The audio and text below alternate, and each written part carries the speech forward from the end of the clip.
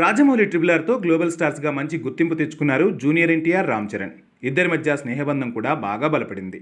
అలా గ్లోబల్ ఫ్రెండ్స్గా మారిన ఎన్టీఆర్, రామ్ చరణ్ ట్రిబులర్ తర్వాత ఒకరు యమా స్పీడ్తో దూసుకెళ్తుంటే చరణ్ మాత్రం హిట్ కోసం ఎదురుచూస్తున్నాడు. ట్రిబులర్లో కొమరం భీమ్గా చరణ్ కంటే కాస్త ప్రయారిటీ తక్కువ ఇచ్చారనే టాక్ జూనియర్ అభిమానుల నుంచి వ్యక్తమైంది. జక్కన్నపై కూడా విపరీతమైన పోస్టులు పెట్టేశారు జూనియర్ అభిమానులు. సీతారామరాజుగా చరణ్ను మాత్రం బాగా ఎలివేట్ చేశారు అనే టాక్ ఫిలిం వర్గాల్లోనూ చిక్కెర్లు కొట్టింది. ఈ విమర్శల్ని నాటు పాటతో రాజమౌళి కౌంటర్ ఇచ్చేశాడు. ఒక రకంగా ప్రపంచాన్నే షేక్ చేసింది ఈ పాట.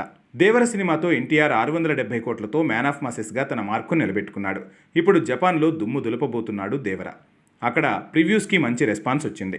ప్రమోషన్స్లో ఎన్టీఆర్ తనదైన స్టైల్లో దూసుకుపోతున్నాడు. ఇప్పుడు ఎన్టీఆర్ దేవరతో దూసుకెళ్తుంటే పెద్ది మూవీతో గట్టెక్కేందుకు కష్టపడుతున్నాడు చరణ్. ఆచార్య దెబ్బ గట్టిగానే కొట్టేసింది. ఇక ఎన్నో ఆశలతో తీసిన గేమ్ చేంజర్ కూడా నిరాశనే చరణ్కు మిగిల్చింది.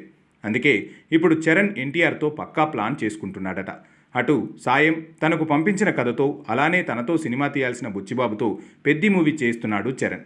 కాకపోతే పెద్ది టైటిల్ తనకి నచ్చకపోవటం వల్ల మరో టైటిల్ కోసం ప్రయత్నాలు మొదలైనట్టు సినీ వర్గాల్లో టాక్ వినిపిస్తోంది. ఫస్ట్ టైం కూలీ లాంటి పాత్ర ఒకటి చరణ్ వేయటం, ఆడితే కూలీ ఇచ్చే పద్ధతిలో పనిచేసే వ్యక్తిగా క్రికెట్, కుస్తీ ఇలా అరడజన్ ఆటలాడే హీరో పాత్రలో కనిపించబోతున్నాడు రామ్ చరణ్. తన బర్త్డేకి ఒకరోజు ముందు సినిమా టీజర్ని రివీల్ చేయబోతుందట చిత్ర యూనిట్. అది కూడా జపాన్లో ఉన్న ఎన్టీఆర్ చేతుల మీదుగా లైవ్లో టీజర్ని లాంచ్ చేస్తారనే ప్రచారం జరుగుతోంది. ఈ మూవీతో మంచి హిట్ కొట్టాలని చరణ్ అభిమానులతో పాటు జూనియర్ అభిమానులు కూడా కోరుకుంటున్నారు. తన స్నేహితుడి కోసం కథని, దర్శకుడిని త్యాగం చేసిన తారక్ జపాన్ నుంచి చరణ్ మూవీ టీజర్ లాంచ్ చేస్తే చరణ్కి హిట్ పక్కా అంటున్నారు అభిమానులు.